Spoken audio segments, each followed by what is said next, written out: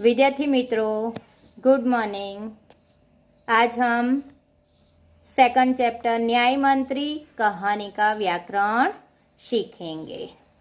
विद्यार्थी मित्रों, समानार्थी पर्यायवाची शब्द, समान अर्थ दर्शाने वाला समानार्थी। पहला शब्द है अतिथि। अतिथि शब्द का समानार्थी मेहमान। दूसरा शब्द है सुगम। सुगम शब्द का समानार्थी सरल, आसान। तीसरा शब्द शिकायत।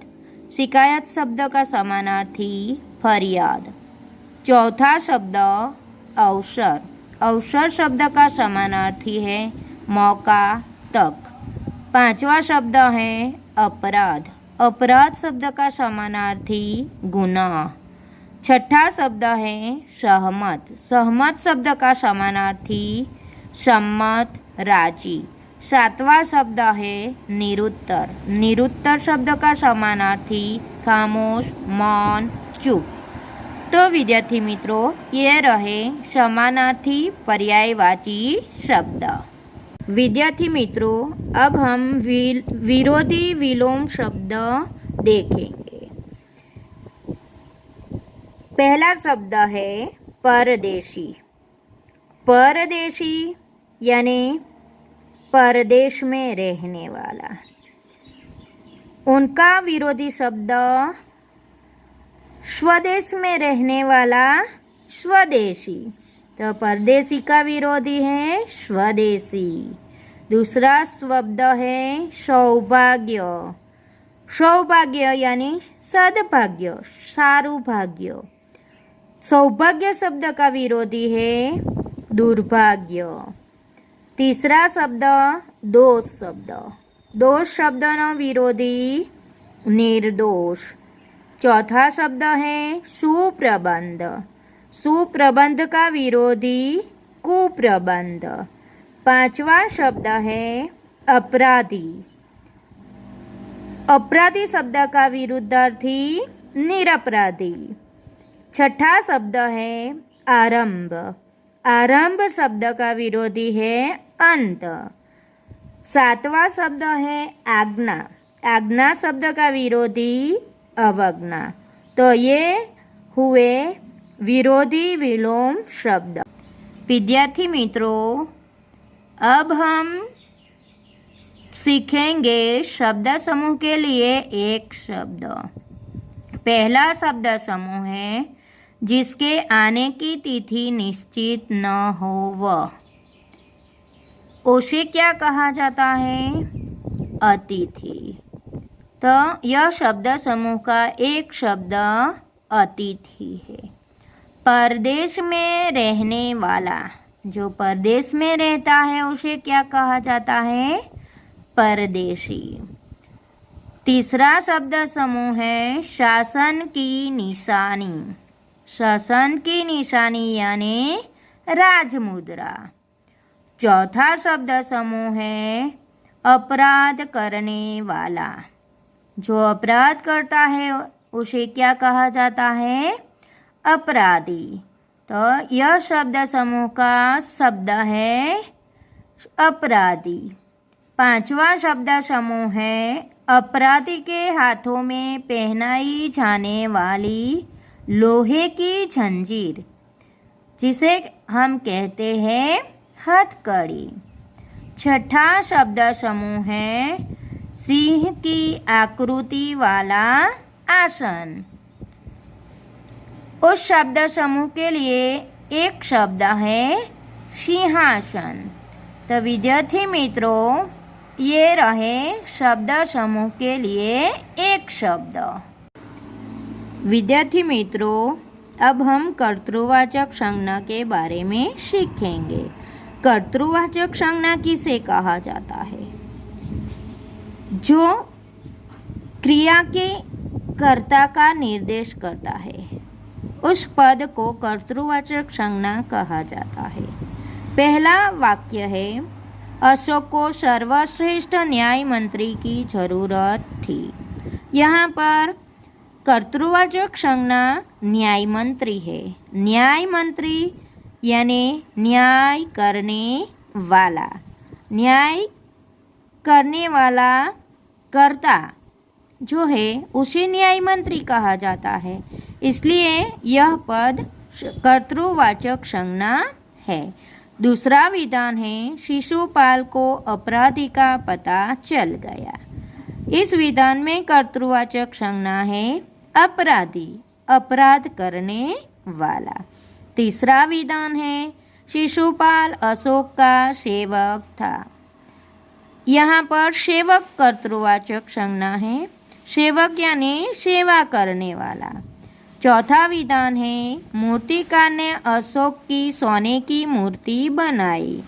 यहाँ पर मूर्तिकार यानी मूर्ति बनाने वाला। पांचवा विधान है शिशुपाल राजमुद्रा वापस करने के लिए प्रार्थी बनकर खड़ा था। प्रार्थी यानी प्रार्थना करने वाला। तो मित्रों, कर्तृवाचक पद यानी क्रिया के कर्ता। अब हम भाववाचक संज्ञा सीखेंगे। भाववाचक संज्ञा यानी जिस संज्ञा में कोई भाव बताया गया हो वह भाववाचक संज्ञा है। पहला विधान है शिशुपाल ने अतिथि का आदर सत्कार किया। आदर सत्कार भाववाचक संज्ञा है। उस संज्ञा में आदर का भाव है। दूसरा विधान है न्याय मंत्री ने अपना साहस दिखाया। इस विधान में साहस शब्द भाववाचक संज्ञा है। तीसरा विधान सम्राट का चेहरा क्रोध से लाल हो गया। इस वाक्य में क्रोध शब्द भाववाचक संज्ञा है। चौथा विधान अशोक ने सम्मान भरी दृष्टि से उनकी ओर देखा। इस विधान में सम्मान का भाव दर्शाता है। पांचवा विधान है आपका कार्य प्रशंसनीय है। प्रशंसनीय में प्रशंसा का भाव है। तो ये रही भाववाचक संज्ञा। रिक्त स्थान की पूर्ति कीजिए। रिक्त स्थान की पूर्ति करना यानी खाली जगह भरना। पहली खाली जगह है, खाली जगह के चरणों से यह घर पवित्र हो जाएगा। किसके चरणों से यह घर पवित्र हो जाएगा? अतिथि के। तो अतिथि के चरणों से यह घर पवित्र हो जाएगा। दूसरी खाली जगह, मैं खाली जगह का डंका बजाकर दिखा दूंगा। शिशुपाल ने सम्राट से कहा कि मैं न्याय का डंका बजाकर दिखा दूंगा। खाली जगह में न्याय आएगा।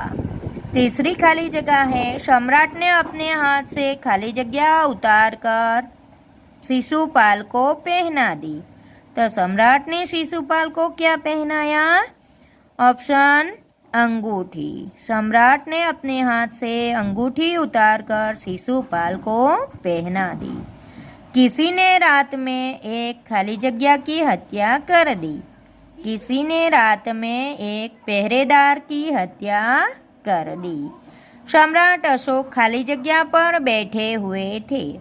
सम्राट अशोक सिंहासन पर बैठे हुए थे। सम्राट के हाथों में खाली जगह पड़ गई। सम्राट के हाथों में हथकड़ी पड़ गई।